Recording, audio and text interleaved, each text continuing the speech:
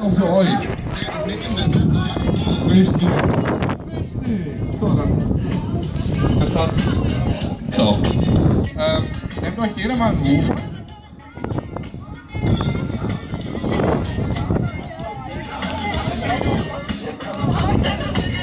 Und wo ist Applaus? Hallo? Ja? Ne, jetzt zeigen mal die Frauen, wie es richtig geht, oder wie? Sehe ich das gerade richtig? So. Sollen wir die Spielregeln nochmal aufzählen? Madame, geht auch für dich, nur mal so vorstellen. Ausgestreckte Arme. Ja? Und auf beide Seiten geht's einfach los. 1, 2, 4, 5. Mal gucken, wie die Frauen sich schlagen, ne? Was meinst du? Wer packt?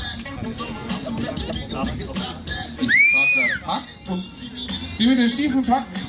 Mal abwarten. Aber die steht schon stabil da mit den Stiefeln, ne? Könnte ich nicht.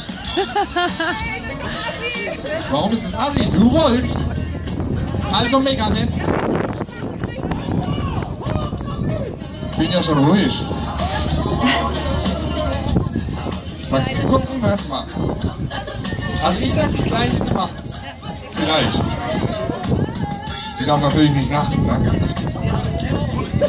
Warum soll ich aufhören? Das ist doch mein Job. Oder bin ich Freude immer noch. Höher, okay, die erste.